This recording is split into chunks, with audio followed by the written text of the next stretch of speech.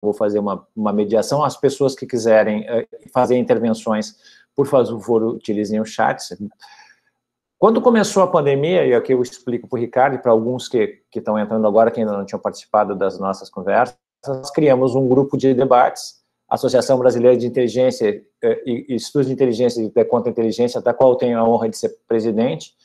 Ela criou um grupo de debates que, ao longo desses quase 90 dias, tem sido muito profícuo em estudos de matéria de inteligência, defesa e segurança pública. E nós temos promovido algumas lives justamente para, junto com os nossos integrantes do grupo e outras pessoas que tenham interesse, fazer com que esses temas de defesa nacional, tão caros ao Instituto de Defesa Nacional, que nós estudamos, né, Ricardo Mexia, sejam um pouco mais espraiados pelo Brasil. Eu, aqui apresentando os dois, eu gostaria primeiro de fazer um breve currículo dos meus dois amigos, Ricardo Mexia, que é médico de saúde pública do Departamento de Epidemiologia do Instituto Nacional de Saúde, Dr. Ricardo Jorge, em Portugal, e é presidente também da Associação Nacional dos Médicos de Saúde Pública, ANMSP, e atuou como instrutor de médicos na Guiné-Bissau para o combate do ebola. Além de tudo, o Ricardo tem uma longa experiência internacional, trabalhou na Noruega também, Ricardo, depois retornou para Portugal, e aqui é o meu orgulho do meu colega, o chamado nacional, apesar de Portugal estar entrando em crise, Ricardo retorna para prestar o seu serviço à pátria, onde ele está até hoje, talvez seja uma das faces mais conhecidas de Portugal no combate ao Covid. Eu tenho acompanhado muito o Ricardo, a carreira dele, ele basicamente está toda semana, várias vezes da semana, nas redes portuguesas, tentando esclarecer o que está acontecendo em matéria de Covid. Temos também o nosso amigo Ricardo Remer, nós não tentamos fazer uma dupla sertaneja aqui, eu prometo para vocês, mas foi o acaso, são dois grandes pessoas que estudam essas áreas. Ele é mestre em Biologia Celular e Molecular pela Fundação Oswaldo Cruz, é doutorando em Genética e engenheiro químico pela Universidade Federal do Paraná, é consultor e professor privado na pós-graduação de Gestão de Inovação Estratégica da Tecnologia da Unicamp e no MBA de Gestão de Inovação de Saúde do Instituto Butantan. O que nós vamos tentar fazer hoje? Nós vamos tentar fazer hoje ver o que nos espera no pós-pandemia e tentar fazer uma linha do tempo entre o ebola e o Covid-19. O que aconteceu nesse meio tempo, as lições que aprendemos e as lições que nós não aprendemos com o Covid. Antes de passar a palavra com o ebola, antes de passar a palavra para o Ricardo, só peço que todos que estão entrando desliguem suas câmeras, desliguem seu som, para evitar a microfonia. Ricardo Mexia, o que tu tens a falar sobre a tua experiência com o ebola, o que aprendeste com o ebola e o que a humanidade não aprendeu com o ebola? Quais são as lições aprendidas e não aprendidas? Boa noite. Eu não me vou alongar em cumprimentos. O meu bom amigo Fábio Costa Pereira, que tivemos o privilégio de ter cá connosco em Lisboa durante um ano no curso de Defesa Nacional e onde nos conhecemos, e agradecer o convite à Associação Brasileira de Estudos de Inteligência e Contra-Inteligência por esta oportunidade de partilhar convosco aqui algumas ideias. Pronto, é um momento complexo, não é? A questão do Covid, quer aqui em Portugal, mas também pelo que tenho acompanhado aí no Brasil, a situação está difícil e, portanto, implica ter, de facto, uma resposta concertada. E seguramente que é uma matéria de defesa nacional. O Fábio falou disto, mas na prática, se nós pensarmos, durante o nosso curso de defesa nacional não tivemos nenhuma aula sobre saúde, o que é curioso, não é? E, portanto, espero que este, pelo menos, seja um dos ensinamentos para um próximo curso de defesa nacional, que é a necessidade de ter as questões da saúde e da biossegurança, seguramente são pertinentes. E pegando um pouco por aí pela questão da componente também securitária, os Estados Unidos lançaram há uns anos a Global Health Security Agenda, que era um movimento que, entretanto, obviamente teve muito mais gente e que visava precisamente, por um lado, perceber qual é que era a capacidade de resposta de cada país perante uma ameaça de saúde, principalmente uma ameaça de uma doença infecciosa, uma doença transmissível, e acabou por ter várias reuniões à volta do mundo, e vários países foram avaliados nesse sentido. E depois a OMS acabou por também lançar a sua própria avaliação no âmbito dos Joint External Evaluations, e que acabaram por substituir, de alguma maneira, aquilo que era a Global Health Security Agenda dos americanos. E eu tive a oportunidade agora, em 2019, de participar em 3 visitas da OMS a 3 países africanos de língua oficial portuguesa. Portanto, estive em São Tomé e Príncipe, e depois fui o chefe de missão na avaliação externa que referi, quer na Guiné-Bissau, quer em Cabo Verde. E, portanto, isso também me permitiu, na altura, portanto, isto foi meio do ano passado, permitiu perceber que, de facto, havia muitas lacunas, muitas carências nessa área. Eu já conhecia bem a Guiné-Bissau, porque tinha lá estado precisamente no contexto do ébola em 2014, 2015.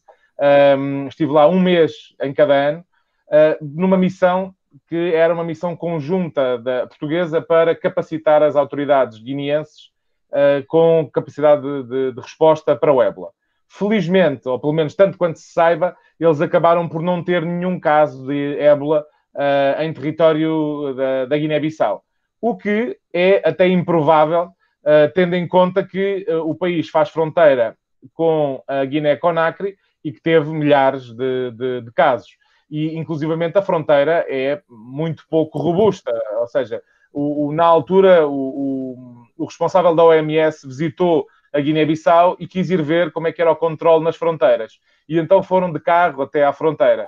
E a fronteira era de tal maneira robusta que eles, às tantas, repararam que se tinham perdido. Então tinham entrado 30 quilómetros dentro da Guiné-Conakry e não tinham percebido que tinham passado a fronteira. Portanto, enfim, é difícil nestes contextos controlar o problema. Mas, pronto, voltando àquilo que é a pergunta, na prática o ébola, apesar de tudo, é uma doença diferente do Covid, mas a ameaça e a necessidade de preparação são muito semelhantes. Ou seja, a estrutura que nós temos para responder a uma ou a outra são semelhantes. E portanto, o que na altura, com o ébola, e eu tive essa experiência na Guiné-Bissau, portanto, num país que contigo, portanto, encostado a um país com casos ativos, mas também integrei, na altura, o grupo de trabalho aqui em Portugal, que esteve envolvido na preparação para o ébola em Portugal. E, portanto, são 2 experiências distintas, não é? Nós, em Portugal, também não tivemos nenhum caso, nem importado, mas houve uma grande preparação. E comparado com aquilo que aconteceu agora com a Covid, houve muito mais preparação para o ébola do que houve para o Covid. Quer do ponto de vista das orientações, ou seja, foram criadas normas e orientações para o ébola, para todas as situações possíveis e imaginárias. Desde situações em que, se o doente vinha num barco, se o doente vinha num avião, se o doente vinha de carro, se o doente aparecia num hospital, se o doente aparecia no centro de saúde, se o doente telefonava de casa, enfim, todas as situações. Se houvesse um óbito, o que é que fazíamos ao cadáver? Uma mulher grávida com ébola, qual é que era o procedimento? Tudo isso estava padronizado. Havia documentos claros sobre isso tudo. E houve outra coisa que, apesar de tudo, aqui em Portugal, agora em relação ao Covid, tem havido algumas orientações. Muitas delas demoram muito tempo a ser atualizadas. Nós temos orientações, por exemplo, a vigilância de contactos ainda está a ser feita com uma orientação de fevereiro. Ora, uma das perguntas que ainda está no inquérito epidemiológico do Covid, neste momento, portanto, hoje, é se viajou da China. Enfim, nos dias de hoje é uma pergunta que já não faz sentido, não é? Quer dizer, já nem há quase casos na China, quanto mais isso ser uma pergunta pertinente no questionário. Mas uma das coisas que eu estava a dizer, que foi muito mais treinada durante o ébola do que agora com o Covid, foi precisamente os exercícios. Ou seja, nós treinámos várias situações. Eu próprio estive envolvido nesses exercícios, era um dos meus trabalhos, era precisamente coordenar os exercícios, conjuntamente com a Paula Vasconcelos, que agora está na Organização Mundial de Saúde, e basicamente esses exercícios permitiram nós identificarmos as fragilidades do sistema e das orientações e corrigi-las. E nós aqui, agora na pandemia por Covid, não temos tido essa possibilidade, ou seja, as normas existem, mas depois acaba por não haver uma facilidade muito grande de testar aquilo que está a acontecer e corrigir rapidamente. Como vos digo, ainda temos orientações que são de fevereiro e, portanto, já tem muitas coisas que já não têm a ver com a realidade atual.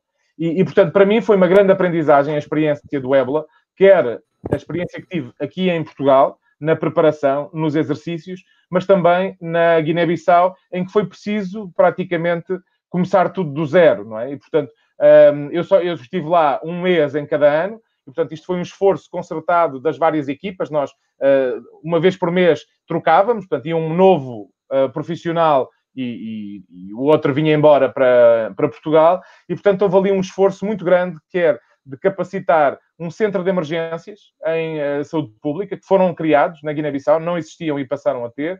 Houve uma grande preocupação na parte laboratorial, ou seja, criar capacidade diagnóstica no país, porque senão todas as amostras tinham que ser enviadas ou aqui para Lisboa ou para o Senegal, e, portanto, isso são perdas de tempo importantes, e portanto, num contexto em que nós precisamos rapidamente ter os resultados, não seria possível.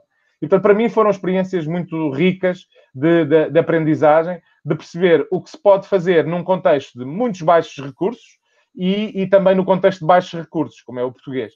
E, portanto, são duas realidades que me permitiram aprender como é que nós podemos implementar algumas soluções úteis e sem termos particular financiamento para as implementar. E, portanto, acho que o que é que aprendemos na altura foi que treinando, fazendo as coisas, tendo equipas dedicadas, as coisas resultam, mas infelizmente agora constatamos que essa aprendizagem não deu frutos, não se pensou depois do ébola aquilo que tínhamos que fazer para dotar melhor o país. E o que acabou por acontecer é que Portugal, apesar de tudo, tivemos a sorte de não ser dos primeiros países a ser afetados, principalmente aqui na Europa, e isso deu-nos algum tempo.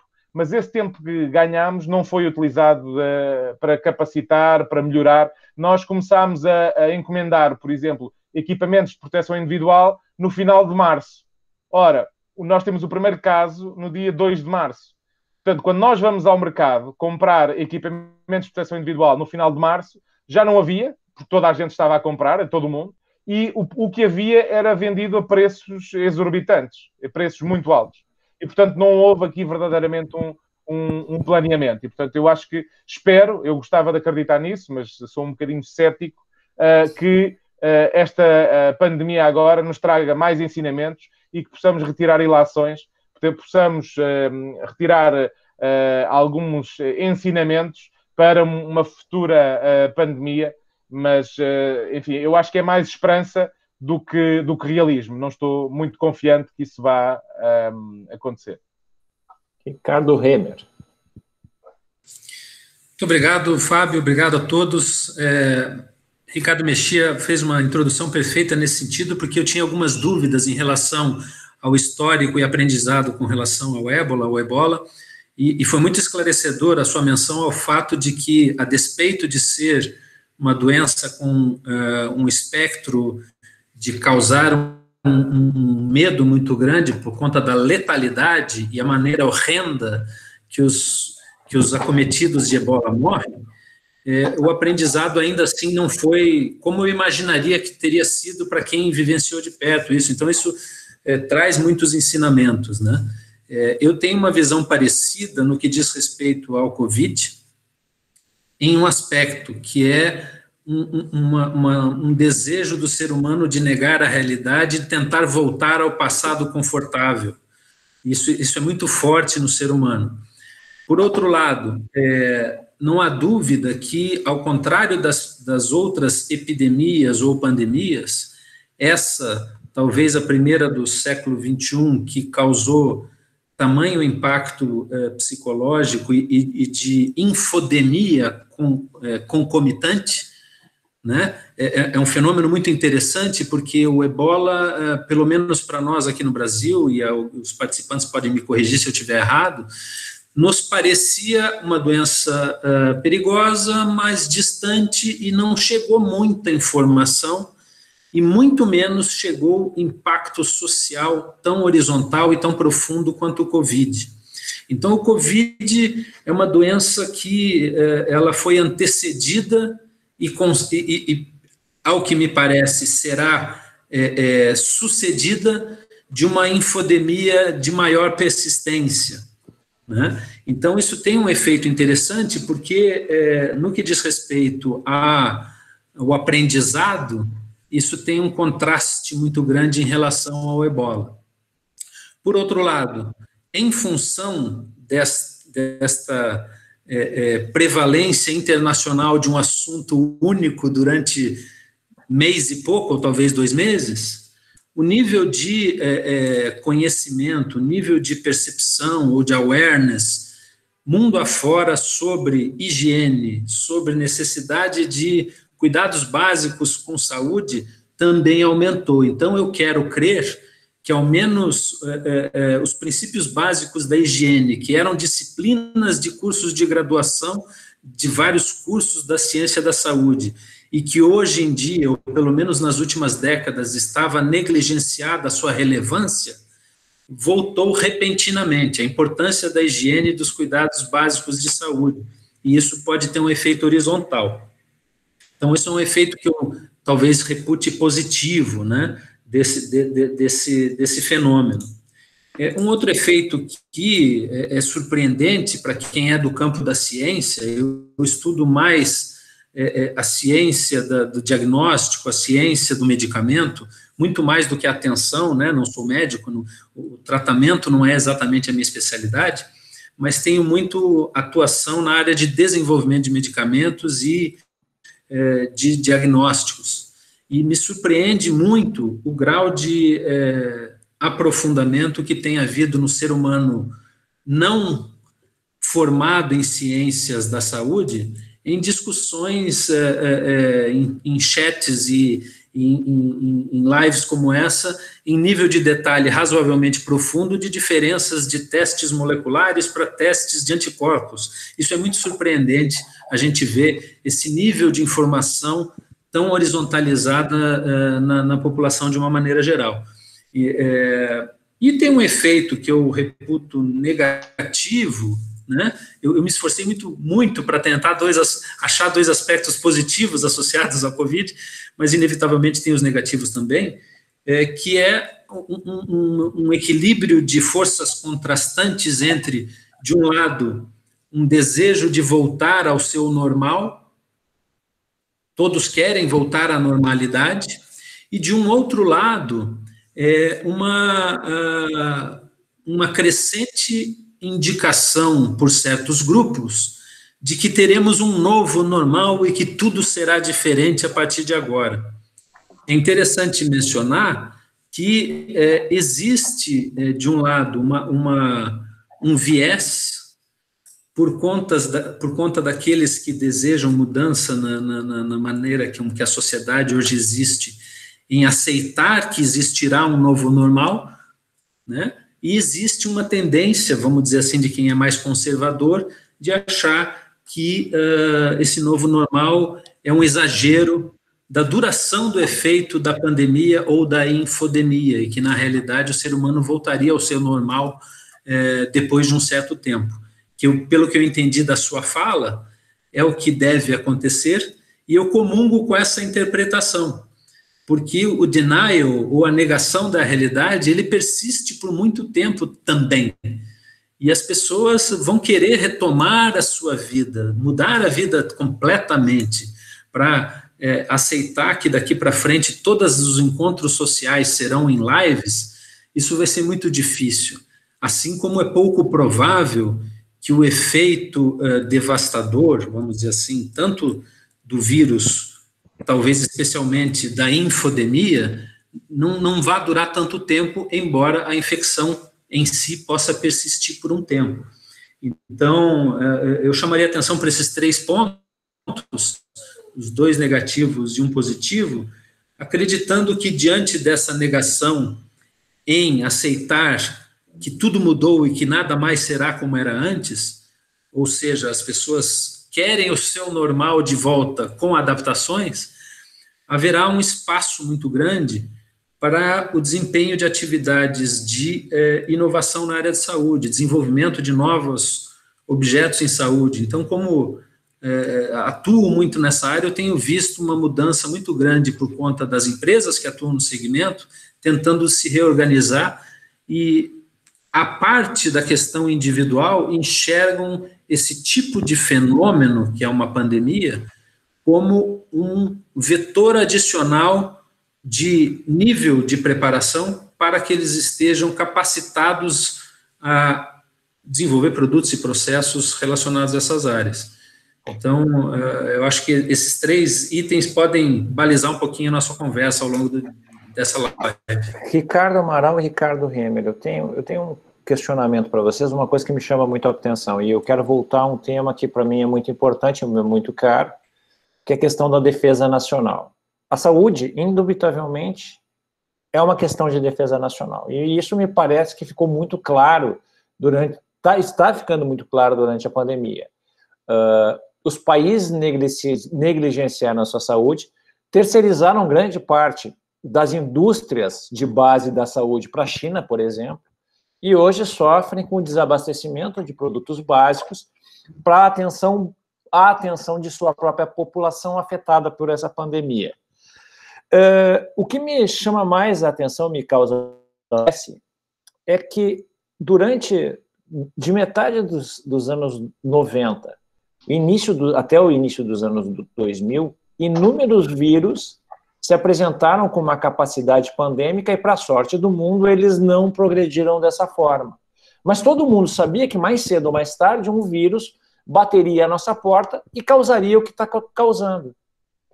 E me parece que, ao mesmo tempo, a área da saúde, que seria a mais impactada, foi negligenciada por todo mundo. E a minha pergunta para vocês é: estávamos preparados? Ricardo Mexia. Não estávamos preparados. Enfim, nós sabemos que neste mundo globalizado, a probabilidade de nós virmos a ter um problema destes em breve, depois de ultrapassarmos este, é grande, não é? Ou seja, nós sabemos que as pessoas vivem cada vez mais em cidades, sabemos que têm uma grande mobilidade, ou seja, um cidadão que esteja hoje em Hong Kong, 12 horas depois está em Londres, 12 horas depois está em Nova Iorque, e, portanto, rapidamente as doenças se podem disseminar um pouco por todo o mundo. E portanto, este mundo globalizado tem estas vulnerabilidades, não é? Ou seja, tem estas possibilidades de poderem surgir situações como estas.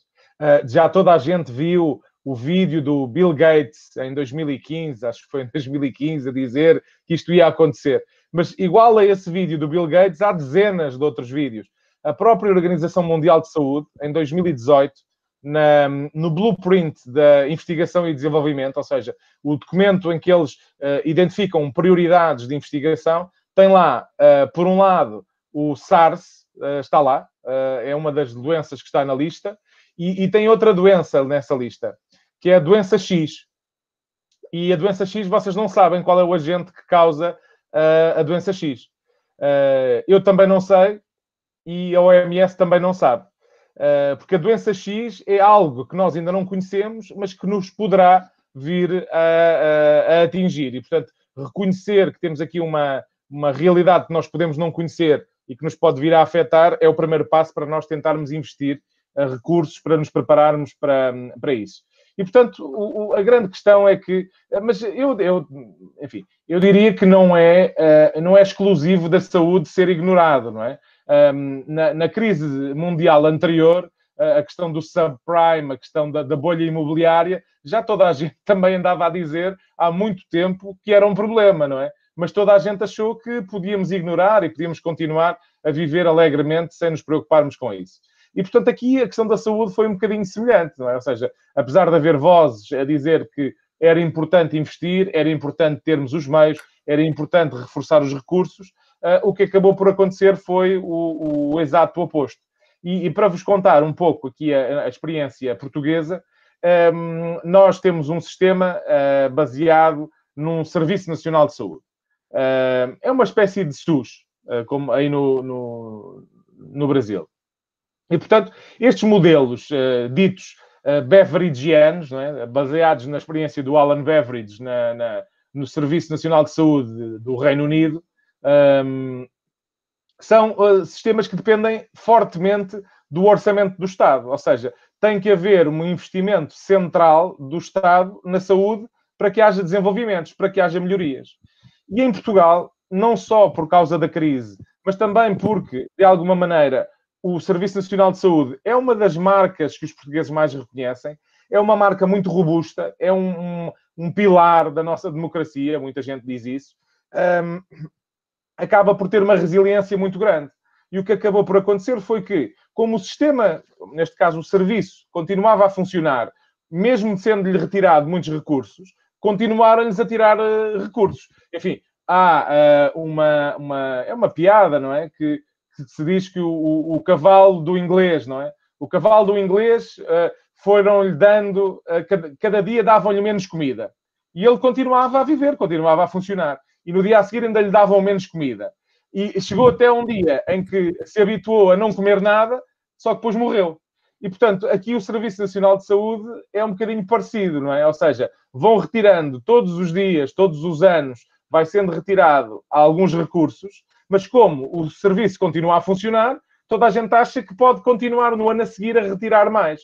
Mas há uma altura em que a situação entra em ruptura. E, no nosso caso, o Serviço Nacional de Saúde estava, ainda antes da pandemia, numa situação muito difícil e não vai melhorar. Atendendo aos dados que temos estado a assistir, não vai melhorar. E, portanto, ou os governos percebem que, de facto, a saúde é um investimento e não é um custo, porque essa é muito facilmente a interpretação, não é? É gastar dinheiro na saúde. Mas gastar dinheiro na saúde é um investimento na sua população, é um investimento na sua força de trabalho. Se nós tivermos uma população doente, naturalmente que não podemos ser produtivos. E, portanto, tem que se perceber que o investimento, e é mesmo de investimento que falamos, na saúde é muito importante. E é importante em várias componentes. Nós sabemos hoje que o meu homónimo Ricardo já falou disso, da questão da investigação, do investimento na investigação e da evolução do conhecimento científico. É verdade, mas esse investimento foi feito quase exclusivamente à custa de investimento privado, não é? Ou seja, as farmacêuticas, o próprio desenvolvimento das vacinas, em larga medida, é feita pelas empresas farmacêuticas privadas. E, portanto, os Estados acabam por não investir particularmente nesse sentido. E, portanto, enquanto nós não conseguirmos inverter isso mesmo e haver também uma percepção de que se nós não apostarmos, a tecnologia está a ficar muito mais cara, se nós não apostarmos em evitar a doença, ou seja, apostar na prevenção da doença, na promoção da saúde, para que as pessoas façam escolhas mais saudáveis, nós dificilmente vamos conseguir sustentar o sistema muito em breve. E, portanto, é de facto uma questão de soberania, é de facto uma questão de defesa nacional. E enquanto os Estados não perceberem isso, vamos passar um mau bocado. Só ainda uma nota em relação à questão da deslocalização da nossa capacidade produtiva, designadamente naquilo que é a área da saúde. Ou seja, Portugal tem uma empresa farmacêutica nacional, temos depois pequenos laboratórios, mas verdadeiramente só temos um grande laboratório, que é a Bial. Todos os outros laboratórios têm cá, nós temos cá todos os grandes laboratórios também, mas são multinacionais, não são empresas portuguesas. E grande parte da produção está, de facto, deslocalizada. Na China, na Índia, nós temos pouca coisa a ser produzida cá. Mas temos uma coisa que acabou por também ser importante. Nós temos uma boa indústria têxtil. Ou seja, do ponto de vista industrial, nós temos muita produção de roupa, muita produção de calçado. E, portanto, uma das coisas que aconteceu, não foi logo imediato, porque eu acho que, apesar de tudo, demorámos a perceber que íamos ter que mudar essa realidade, mas depois também rapidamente as empresas perceberam isso e reorientaram a sua produção para dispositivos médicos. E estou a falar quer das máscaras, quer depois todo o resto do equipamento médico. As zaragatoas para fazer o diagnóstico da Covid, a questão dos todos os equipamentos de proteção, as viseiras, houve uma produção enorme de viseiras. Não sei, viseira em brasileiro é... Claro, é a mesma coisa. portanto, estou aqui para fazer a tradução. Para responder a essas necessidades. E, portanto, como digo, não foi imediato, não foi logo no início, mas depois, quando perceberam, os empresários perceberam e conseguiram fazer essa mudança, e agora temos várias empresas nacionais a produzir máscaras, seja máscaras como dispositivos médicos para uso intra-hospitalar, mas também as chamadas máscaras comunitárias, que as pessoas agora têm que usar, por exemplo, se quiserem ir ao supermercado, se quiserem ir a um espaço fechado, se quiserem andar de transporte público, não é? De trem ou de ônibus, estou a traduzir para brasileiro, não é? Se quiserem, têm que usar máscara. E, portanto, a indústria conseguiu responder de forma mais ágil a essa necessidade. E, portanto, essa questão da deslocalização, eu acho que tem que ser equacionada e nós temos que perceber que quando toda a gente tem a casa a arder, que foi o caso, nós não podemos contar com a produção externa, porque as coisas demoram a chegar, há outros países com maior capacidade produtiva, há outros países com maior capacidade económica e nós não podemos ficar dependentes disso. E, portanto, temos que ter aqui pelo menos uma reserva estratégica importante que possa responder ao aumento da procura previsível numa situação como esta. E, portanto, eu espero que no futuro isto possa estar mais acautelado. Ricardo Renner. Fábio, eu talvez falasse em dois pontos de vista distintos no que concerne a tua pergunta relacionada à defesa, né? Podemos falar em defesa em saúde ou, de maneira mais abrangente, me agrada falar em defesa biológica, porque hoje um eventual ataque ou praga natural agrícola também estaria no campo do que eu poderia chamar de defesa biológica, um pouco mais abrangente do que defesa em saúde.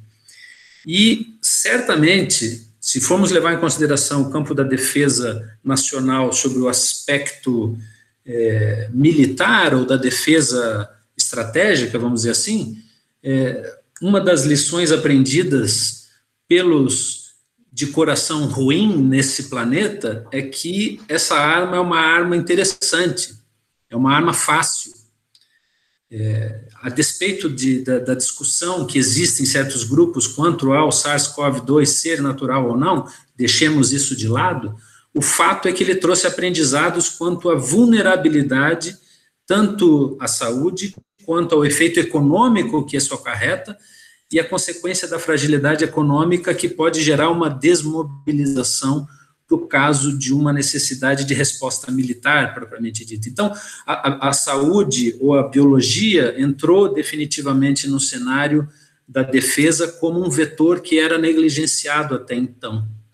E, nesse aspecto, eu acho que um dos aprendizados será um nível de capacitação, se não para a produção, pelo menos por uma rápida mobilização, por uma resposta, um nível de prontidão maior.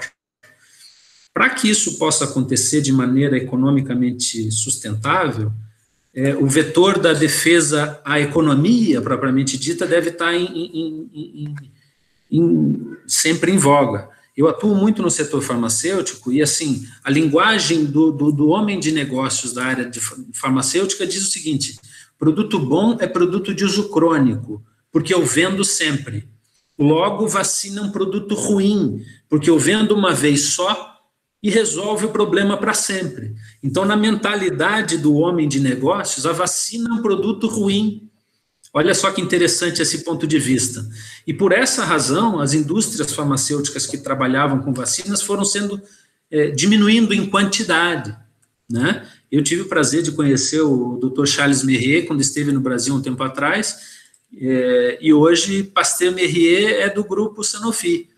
Então, poucas as empresas que trabalham com vacinas hoje, porque do ponto de vista mercadológico puro, é um pouco duro eu dizer isso, mas da perspectiva de negócio no ambiente econômico da saúde, a vacina não é um produto tão bom quanto um medicamento que controla a pressão que o consumidor compra constantemente. Então, adaptar a modelagem de negócio necessária a dar sustentabilidade econômica a um produto relevante para momentos de defesa é um desafio. Então, para isso, teremos que repensar esses modelos econômicos, tanto do ponto de vista mercadológico puro, porque sim, como o doutor Mexia falou, as indústrias, foi deixado às indústrias a responsabilidade sobre uma série de insumos importantíssimos para a área de saúde, e os estados ou governos retiraram grande parte da sua participação nessa cadeia. Por outro lado, eu acho difícil imaginar que os estados simplesmente vão inverter totalmente essa tendência no sentido de estatizar ou fazer investimentos totalmente públicos num arcabouço tão complexo como esse. Então, eu imagino que, para atender a um cenário de prontidão, mantendo um certo grau de sustentabilidade econômica, o desenho de novos modelos que mesclem a participação privada com a pública é urgente. Então, a inovação em modelos de negócio institucionais em governos é um tema que eu acho que é algo a ser debatido e deveria ser um dos aprendizados pós-Covid. Eu acho que a gente tinha que aprofundar um pouco esse tema, porque, assim, uma das coisas que eu percebo, né, quando a gente faz uma conversa como essa, é que ela acaba tomando o seu rumo próprio. Me parece que um dos rumos que nós devemos tomar, pela importância, é justamente essa. Se tem, de um lado, uma questão que é econômica, as empresas trabalham pelo lucro, e isso é normal, isso é assim mesmo que funciona o mercado. De outro lado, tem uma questão que é de soberania nacional, que é de proteção das populações, que é de proteção daquilo que se tem como a liga mais importante de uma nação. Como equilibrar essas duas necessidades, que é, de um lado, a mercantil e, de outro lado, a preservação da própria soberania nacional? Começo com o Ricardo Remer, para depois o Ricardo Mexia, para dar uma variadinha. Perfeito, Fábio, obrigado. Eu acho que estamos num momento de um desafio. A gente já vinha, por outras razões, em outros ambientes, enxergando um fenômeno interessante no que diz respeito à discussão sobre inovação, a inovação como área de conhecimento, que é a área que eu atuo, em que eu dou aula, rompendo certas barreiras ou modelos mentais de separação absoluta entre o que é governo, o que é empresa, do que é terceiro setor, e desenhando modelos que mesclam papéis e aportes de cada um deles. Então, isso é uma coisa que está em andamento muito fortemente. Lá no Instituto Butantan tem um curso muito interessante que é Gestão de Inovação em Saúde, e eu tenho a oportunidade de verificar fenômenos muito interessantes. Mais da metade dos alunos são de sistemas públicos de saúde, de serviços de saúde públicos, e uma outra metade de profissionais de indústria, de empresa, de prestação de serviço. E quase todas as propostas de repensar modelos para atender questões de saúde que são problemas, mas que ao mesmo tempo são oportunidades, não são tecnologias na acepção pura da palavra, mas são modelos mentais e modelos de negócio que envolvem inovação institucional e que envolvem tecnologias ou hard science. Então, o que está acontecendo, e que eu acho que responde em parte à sua pergunta, Fábio, é incluir na matriz mental os importantes vetores de repensar as instituições, desenhar modelos que envolvam inovações institucionais, que rompam a separação histórica entre o que é privado e o que é público, no que diz respeito a atividades que precisam de uma resposta rápida e que deem esse efeito de defesa nacional, tanto no âmbito ou no efeito econômico, mas também na defesa da população, tanto para a sua saúde, mas chama atenção mais uma vez, quanto a eventual ataque, porque os terroristas devem ter achado lindo o que está acontecendo e vão querer tirar lições disso, né? É muito mais fácil fazer um ataque terrorista com vírus do que com uma bomba hoje em dia. Ricardo Mexia. Pegando só nessa questão final, eu acho que sim, mas apesar de tudo, nós vimos poucas armas biológicas a serem utilizadas, não é? Ou seja, eu acho que nos anos 90 houve muito essa preocupação da questão das armas biológicas, houve aqueles ataques com o gás sarin, enfim, houve ali alguns momentos em que achámos que isso ia ser verdadeiramente um problema, mas se olharmos para os últimos 10 anos, apesar de tudo, não houve muitos ataques com armas biológicas, pelo menos não em alvos, digamos, não no contexto de conflito armado, não é? Ou seja, sabemos que em conflito armado houve algumas situações desse género, mas atacar em cidades do Oeste, enfim, isso não aconteceu, não é? Mesmo houve muito mais atentados, digamos, convencionais, não é? Com explosões, com armas de fogo, do que com armas biológicas. Isso, não sei, sinceramente, se tem a ver com os terroristas não terem identificado isso como oportunidade ou se tem mesmo a ver até com a própria execuibilidade. Nós sabemos que hoje é relativamente fácil manipular agentes biológicos num laboratório que pode estar montado num caminhão, não é? Não é preciso ter uma infraestrutura tecnológica muito avançada. Mas ainda assim é estranho não ter havido mais, não ter havido uma maior intervenção nesse sentido. Mas eu diria que, em relação à questão concreta que o Fábio tinha levantado, é como é que nós conseguimos fazer aqui o ovo de Colombo, não é? Ou seja, como é que nós equilibramos aquilo que é a realidade do investimento privado e como é que nós enxertamos isso naquilo que são as necessidades e as prioridades do investimento público. Nós aqui na Europa, tendencialmente, o financiamento, como eu referi, para desenvolvimento está em um de dois pontos. Ou é puro privado, não é? São as empresas privadas que investem, fazem ensaios clínicos, fazem desenvolvimento de ciência básica para encontrar um medicamento, uma vacina, enfim, o que seja, uma nova tecnologia. Ou então temos também aquilo que são as agendas de investigação. E, portanto, a Comissão Europeia tem financiamento para a investigação, abre concursos e esses concursos, as equipas de investigação concorrem. E uma das coisas que tem sido notório nos últimos concursos é que, enquanto aqui há uns 5 anos a academia era praticamente dona de todos os financiamentos, porque eram as academias que concorriam, numa fase mais recente o que acaba por acontecer é que os próprios critérios para concorrer, para serem atribuídos fundos, assentam já numa perspectiva de translação do conhecimento, não apenas do ponto de vista da ciência académica, mas na aplicação prática de um produto, até com, diria, algum fim comercial. E, portanto, as candidaturas hoje privilegiam muito mais candidaturas que sejam mistas entre a academia, investigadores e também empresas. Porque a ideia é criar produtos que eles depois também possam ser autossustentados, possam ser eles próprios motor do desenvolvimento. E, portanto, eu penso que foi uma evolução interessante aqui na Europa em relação ao modelo de financiamento da investigação. Portanto, a própria análise das candidaturas já valoriza muito a participação das empresas. E, portanto, nós temos ciclos de candidatura. Por exemplo, hoje, dia 11, acaba mais um ciclo de candidatura.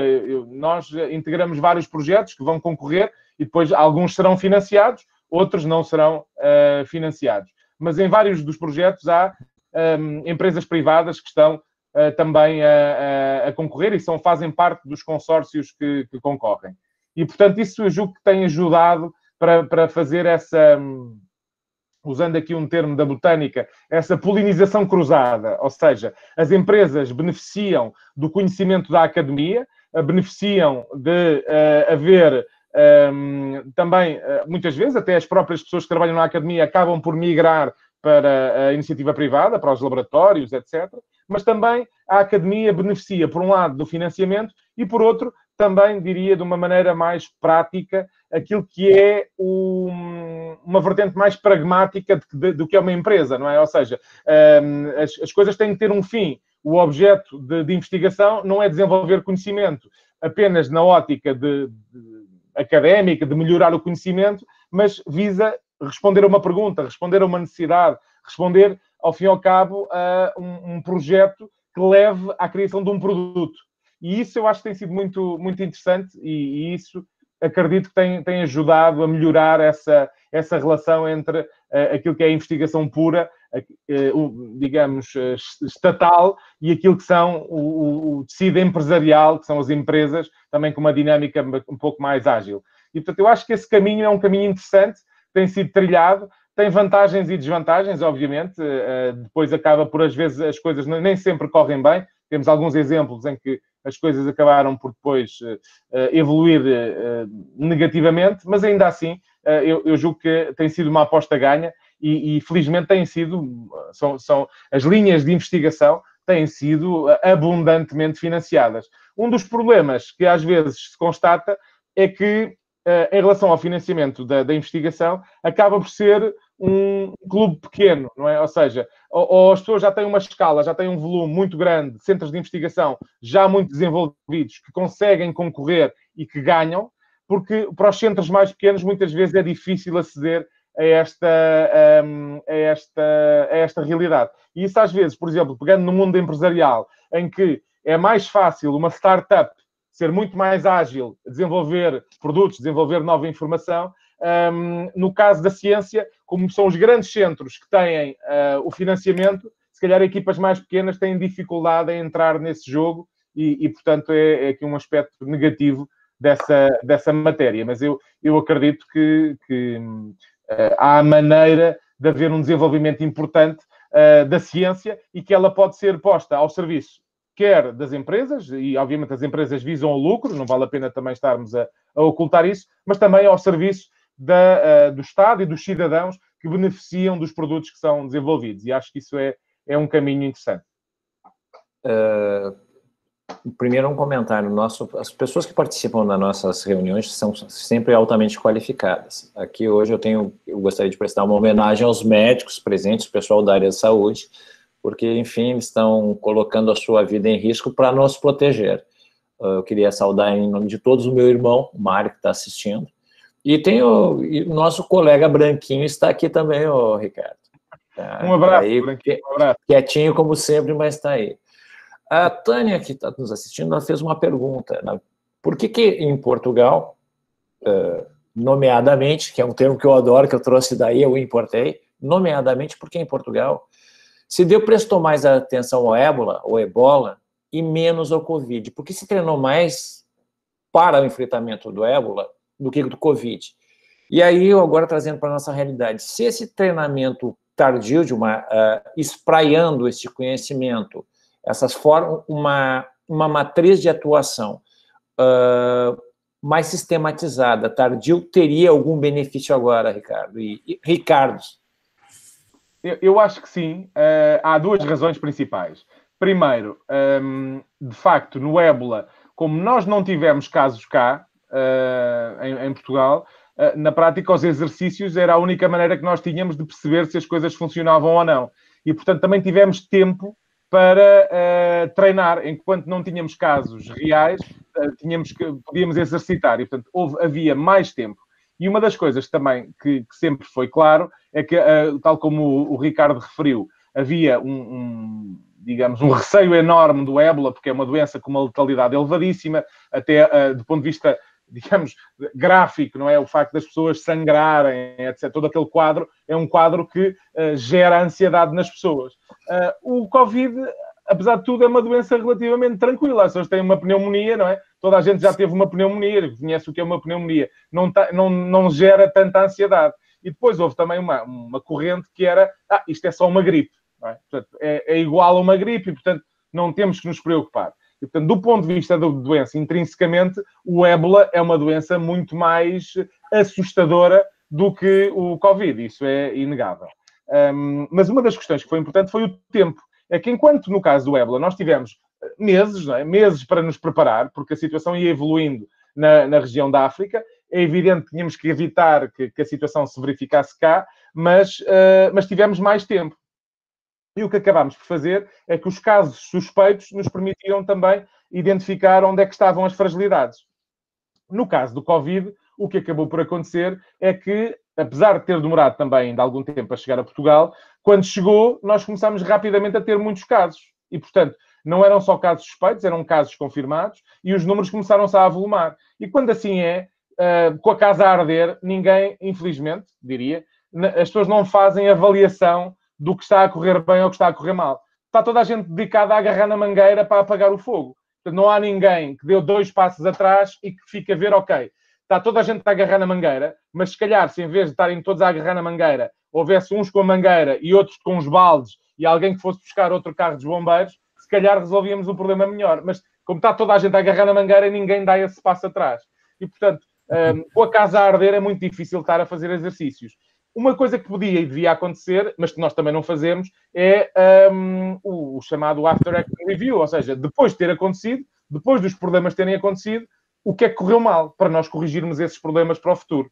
E nós temos várias situações aqui em Portugal que correram mal. Por exemplo, a situação dos lares, ou sítios onde temos muitos idosos, muitas pessoas idosas, em Portugal correu mal. Nós temos locais em que, com 90 pessoas que estavam nesse lar, 70 adoeceram. Dessas 70, morreram 12. E, portanto, estamos a falar de um cenário muito, muito, muito complicado. E, portanto, mesmo perante isso, não houve muita gente a parar e dizer, não, vamos ver o que é que correu mal aqui para identificarmos as fragilidades para corrigir para o futuro. E portanto, essa, eu diria, a diferença substantiva entre aquilo que aconteceu com o ébola e o que aconteceu agora com o Covid é que, por um lado, o tempo, portanto, tivemos muito mais tempo no ébola para preparar as coisas, irmos pondo ao corrente, e no caso da pandemia, de repente, estávamos já com a casa a arder. Felizmente, em Portugal, não ardeu até ao telhado, ardeu só o primeiro andar, e isso foi bom, porque conseguimos controlar a situação numa primeira fase. Vamos agora ver nesta segunda fase como é que nós conseguimos ultrapassar a situação. Mas, apesar de tudo, acho que beneficiaríamos de ter, à partida, estruturas mais robustas de resposta, que não temos. E isso é algo que eu espero que nós possamos refletir já depois disto estar resolvido e criar as condições para termos essas equipas altamente treinadas para responder a uma ameaça deste género, que vai acontecer novamente outra vez no horizonte breve. Ricardo Hemer. Obrigado, Fábio. Obrigado, Mexia. Eu queria elogiar o Mexia pela sua capacidade de metáforas fantásticas.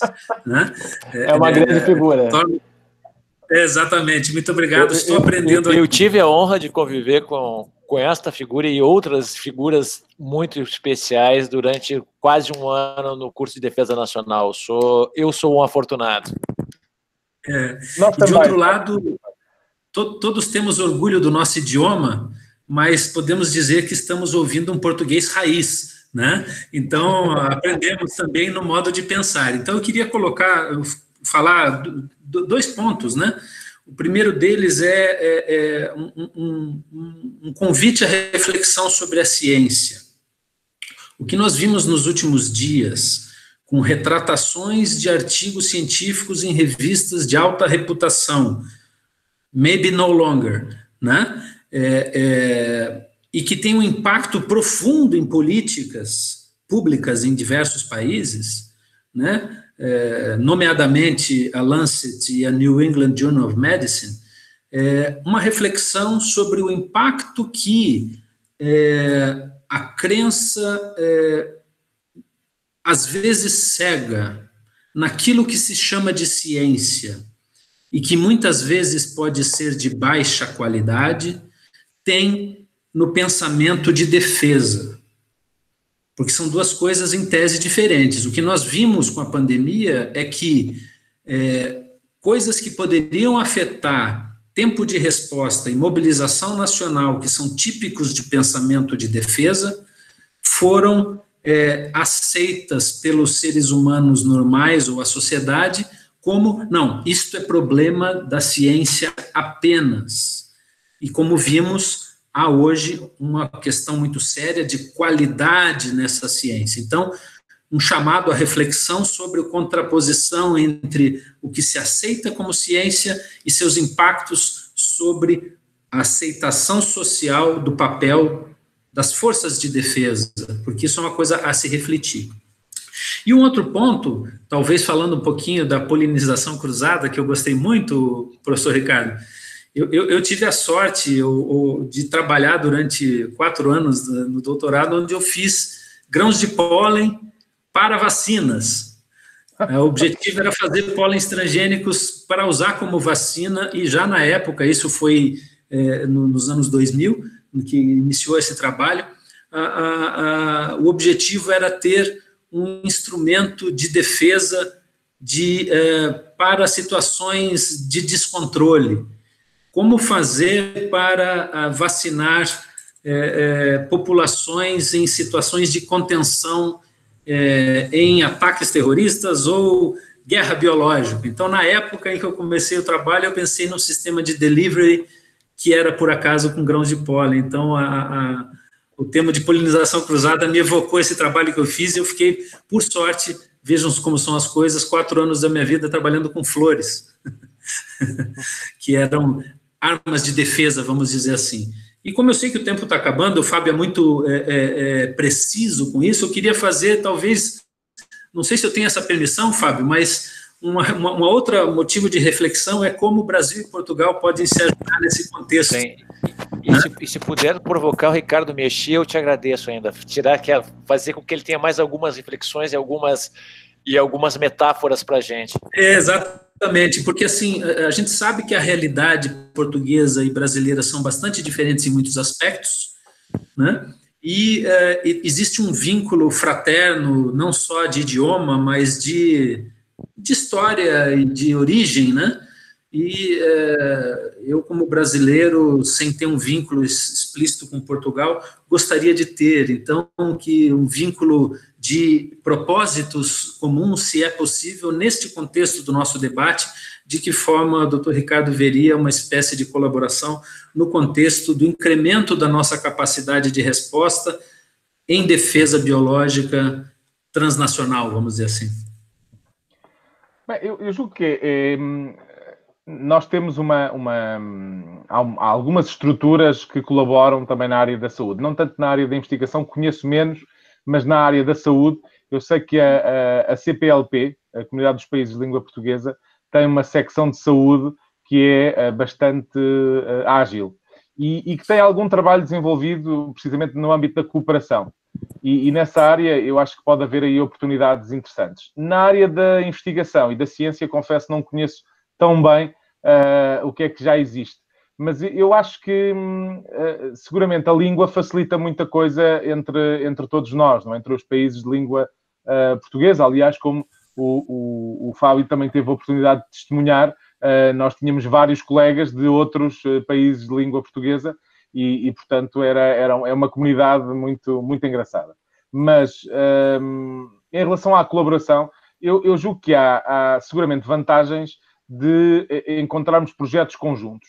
E eu acho que até há financiamentos muito direcionados precisamente para essa colaboração transatlântica, se assim quisermos chamar. Porque, apesar de tudo, o Brasil tem uma escala muito maior do que Portugal, é incomparável, não é? Mas eu acho que há recursos que podem ser partilhados e que podem ser interessantes. Eu, francamente, não tenho uma resposta muito, muito clara sobre como é que isso pode funcionar. Mas por exemplo, em termos de haver aqui um intercâmbio entre as instituições, eu acho que isso seria muito interessante, até para que, por um lado, nós possamos conhecer melhor como é que funciona a vossa realidade e aprender com a vossa realidade e vice-versa, não é? E, portanto, eu acho que há a oportunidade de haver, como a situação na prática do curso de defesa nacional, em que propicia essa maior articulação, se calhar na ciência e na investigação, se encontrássemos um mecanismo semelhante, eu julgo que era uma possibilidade que eu acho que gostaríamos todos de explorar. Eu não sei se a IANFI, eu trabalho no Instituto Nacional de Saúde em Portugal, e há a IANFI, que é a rede internacional de institutos nacionais de saúde. Eu julgo que eles têm também essa preocupação. E o Félix Rosenberg, que era da Fiocruz, não sei, acho que ele ainda está algo ligado, ele esteve recentemente cá em Portugal, esteve lá no meu instituto, porque nós estamos a fazer, está a haver uma reformulação, e ele esteve lá. E, portanto, se calhar é uma questão de cultivar um pouco mais esses laços, encontrar oportunidades de colaboração. E eu até acho uma coisa que o Ricardo disse, mas eu concordo, mas discordo simultaneamente, que é, se não fossem os meios tecnológicos, nós não estávamos a ter esta conversa, não é? Porque dificilmente estaríamos todos juntos agora a conversar. E, portanto, eu acho que uma das coisas que é claramente positiva na pandemia foi que nós demos um salto tecnológico importante. Todos. Muita gente passou a trabalhar em casa, teletrabalho. Muito mais reuniões destas acabaram por acontecer, com pessoas que estão tão longe, não é? Estamos separados por um oceano e estamos a trocar ideias. E, portanto, eu acho que esta receita pode ser uma receita que podemos usar também para isso. Vocês referiram que reúnem através do WhatsApp. Não há nenhuma razão para não terem no grupo pessoas que estão em Portugal, em Angola, na China, onde seja, até na estação espacial, não é? Se quisermos. E, portanto, eu acho que nós podemos e devemos usar mais esses meios tecnológicos para partilhar ideias, partilhar projetos, e eu acho que esse pode ser o caminho. Já percebemos hoje que, obviamente, não é o mesmo. Todos nós gostamos muito mais de um contacto pessoal, depois de terminarmos isto, íamos todos beber um copo, não é? Isso era o ideal. Mas, sem prejuízo disso, estes meios tecnológicos vêm propiciar essa interação. E, portanto, se nós conseguirmos potenciar isso, eu acho que temos aqui mais valias. E, portanto, eu, de alguma forma, aceito a provocação e o desafio, e se calhar podemos criar um grupo de discussão por e-mail, por WhatsApp, da forma que entenderem, que possamos partilhar ideias, e isso pode até ser a gênese depois de alguns projetos de investigação, porque não? Acho que seria um bom pontapé de saída para uma situação desse género. Bom, a missão já está paga para o Ricardo Remer, que foi ele que lançou o desafio, então a missão está paga. Eu geralmente termino pontualmente às 20 horas, mas hoje quero avançar só mais um bocadinho. Tem algumas palavras que eu trouxe de Portugal, que é nomeadamente, gostei imenso, um bocadinho, porque elas têm um apelo emocional muito grande. Então, eu queria avançar só mais um bocadinho, porque eu acho que a gente não pode ficar com arestas não aparadas aqui. E talvez a grande pergunta seja o que nos espera no pós-pandemia? Ricardo Remer primeiro, e depois encerrando o Ricardo Mexia, e depois eu abro para vocês fazerem suas considerações finais. Excelente, Fábio, muito obrigado. O que esperar? A resposta depende do modelo mental de quem responde.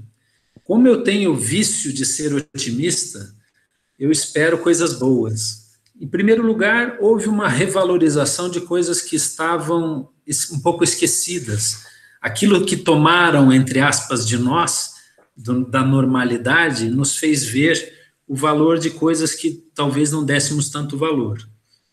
Isso no plano pessoal. Trazendo para o plano da associação, e a gente sempre tenta buscar temas de inteligência, defesa, por conta do espaço onde estamos falando, também tendo a ser otimista, porque, mal ou bem, recebemos um chacoalhão para refletir, né? A mangueira a qual estamos agarrados está sendo muito sacudida, doutor Mexia, né? E essa agitação tem que produzir agitação mental e o efeito que se espera de pessoas de bem, que é um trabalho efetivo com ações. Eu acredito nisso e eu acho que o principal efeito disso será a impossibilidade de aceitarmos que algo aconteça desta forma igual numa próxima vez. Teremos que mudar alguma coisa e isso depende da nossa articulação em conjunto. Bom, eu tenho mais esperança do que verdadeiramente acreditar que isso vai acontecer. Ou seja, eu acho que quando isto estiver ultrapassado, toda a gente vai voltar ao business as usual e portanto, isto vai rapidamente cair no esquecimento. Principalmente no contexto português, em que até agora, em princípio, as coisas até nem correram particularmente mal. E, portanto, como não correram mal, é o tal raciocínio do cavalo que vai tendo cada vez menos que comer, não é? Portanto, como as coisas até acabaram por se equilibrar mais ou menos, se calhar não vale a pena estar a gastar dinheiro e recursos nisto. Portanto, vamos novamente deixar de nos preocupar com isto até à próxima crise.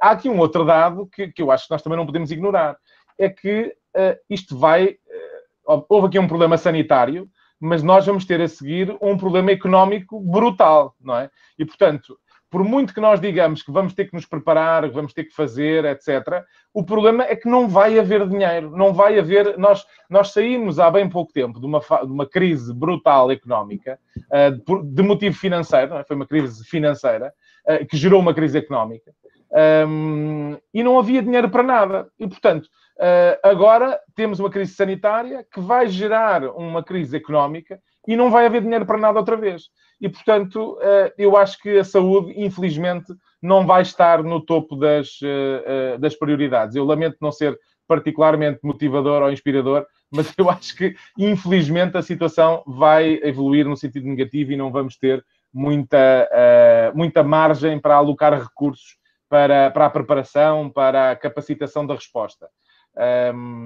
Acho que vamos passar um mau bocado, todos, portanto, vai ser um quadro complicado. Mas eu, apesar de tudo, tenho expectativa que haja um conjunto de coisas que mudam e que mudam para melhor. Já falei da questão do teletrabalho, acho que isso é um avanço importante, que nos vai permitir trabalhar mais e melhor. A minha experiência, apesar de tudo, é positiva, de ter ficado em casa. Os meus fecharam as escolas, portanto, eu também tive de ficar com os meus filhos em casa, o que não é fácil, e, portanto, isso compromete muito a capacidade de trabalho, mas ainda assim acho que a experiência foi positiva. E, portanto, temos que encontrar, este é mais um chavão, não é? Transformar as ameaças em oportunidades. E isto acaba por ser uma situação que demos um salto tecnológico importante, no caso do teletrabalho, que em situações normais demoraria 4, 5 anos, aqui foi feita numa semana, não é? Portanto, de repente as empresas tiveram todas que se adaptar a essa realidade. E, portanto, eu acho que isso é positivo. Do ponto de vista da defesa, eu, sinceramente, não vi muita coisa a acontecer em Portugal. Houve algumas iniciativas de envolver as Forças Armadas, principalmente na área da prevenção, da descontaminação. Houve algumas iniciativas nesse sentido, mas foram relativamente incipientes. O próprio laboratório militar chegou a ter também algumas tarefas acometidas, mas acabou por ser relativamente residual. Se calhar o Branquinho tem uma perspectiva diferente do que eu estou a dizer, mas do que eu vi, acabou por não haver verdadeiramente um envolvimento mais alargado. Mas eu tenho esperança que da parte da ciência possa haver aqui uma reorientação dos recursos, não tanto para a ciência básica, para a molécula, para o microtúbulo e para a micropartícula, mas que se perceba que depois tudo isto tem implicações muito grandes a nível coletivo e, portanto, que possa haver aqui uma orientação dos recursos também para a prevenção da doença, para, também do ponto de vista da nossa componente securitária, termos os mecanismos para, perante uma ameaça deliberada deste género, nós termos capacidade de resposta. E, como digo, até agora, aparentemente isso não foi utilizado, mas, eventualmente, poderá ser uma situação que será mais frequente ou será mais utilizada e, naturalmente, temos que estar preparados. Bom, vamos... Então, já que o nosso tempo foi estourado, eu queria começar, então, encaminhar para o final. Então, as palavras finais do Ricardo Remer, porque nós vamos deixar o nosso convidado, né, que inclusive está em Lisboa agora, já ultrapassando a meia-noite. Então, que fizessem um fecho para a síntese da noite, por favor. Ricardo Remer. Muito obrigado, Fábio. Eu só tenho a agradecer o aprendizado, a oportunidade. Esse grupo ele é muito interessante porque ele permite uma reflexão sempre com um olhar estratégico, e no tema de hoje, os diferentes pontos de vista levaram a uma série de aprendizados, né?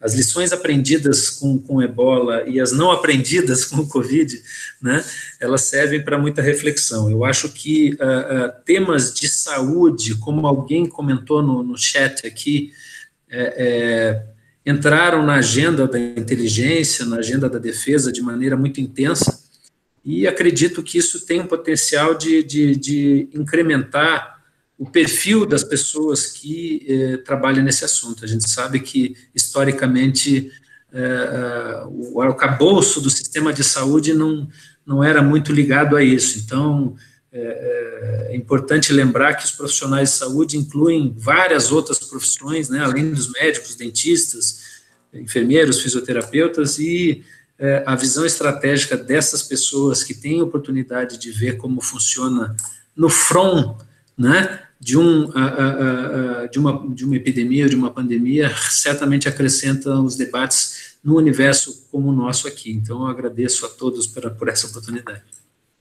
Ricardo Mexia. Muito obrigado por esta oportunidade também. Foi um gosto partilhar convosco esta hora e eu acho que seguramente haveria matéria para falarmos muito mais tempo e foram até levantadas aqui algumas questões muito interessantes também por parte das pessoas que estavam a assistir e portanto, eu acho que é seguramente nós temos uma expressão em Portugal, não é? A conversa é como as cerejas, não é? Nunca vai sempre comendo mais uma e aqui acaba por ser um bocadinho semelhante. Eu não podia deixar de terminar sem mais uma metáfora, não é? Depois do comentário do Ricardo Remer não podia deixar de o fazer. Mas foi muito interessante partilhar. Eu acho que falta reflexão estratégica na área da segurança e da defesa em relação à saúde. Em Portugal isso é notório e, portanto, eu acho que é um campo ainda pouco explorado e que seguramente nos próximos tempos vai ser, espero eu, vai ser alvo disso mesmo. Há a questão que eu referi no início da Global Health Security, que é um tema em crescimento e, portanto, já há alguma experiência nesse sentido. Não há muita gente da defesa a trabalhar, mas há cada vez mais, o que é positivo.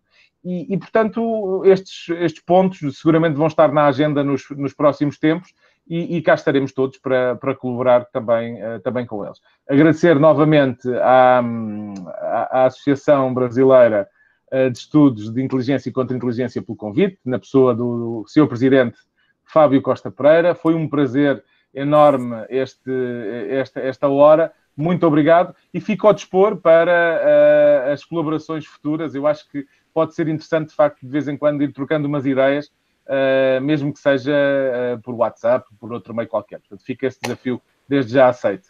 Tudo bom e obrigado também por me ouvirem este bocadinho. Em primeiro lugar, uma das coisas mais importantes que foi levantado aqui, me parece que é um desafio. Acho que a associação, que é a ABI, que vai ter que criar uma diretoria só para a CPOP, que é a Comunidade de Países de Língua Portuguesa. Acho que a integração é cada vez mais emergente. Eu acho que nós temos uma origem comum, nós temos laços em comum, nós temos famílias em comum. A nossa história nos liga e nos obriga, enquanto comunidade única, a pensar e trabalhar conjuntamente. Agradeço o Ricardo Remer, que temos convivido ao longo desses últimos 90 dias, quase que diariamente, no nosso grupo de estudos, ao Ricardo Mexia, com quem eu muito convivi, grande amigo, grande parceiro, além dessa inteligência e simplicidade que vocês todos puderam ver. Eu queria me despedir, lembrando o Fernando Pessoa, hoje do nosso grupo lá do IDN, que foi colocado, Mar Português, mas para mim a passagem mais bonita do Mar Português é quando ele fala que quem quer ir além do bojador tem que ir muito além da dor. Nós vamos ter que atravessar, enquanto sociedade, enquanto país, enquanto irmãos de armas que nós somos, desse bojador que se tornou essa pandemia. Espero, eu sou mais otimista que vocês dois, que nós vamos aprender muito, que o mundo vai melhorar, enfim, é a única coisa que a gente pode esperar, é que o que a gente aprendeu hoje não seja esquecido amanhã. Boa noite a todos. E um abraço para a Tânia Molina especial, que é a primeira vez que ela aparece, só ficou ali de cantinho. Um abraço para todos vocês, boa noite. Um abraço. Um abraço.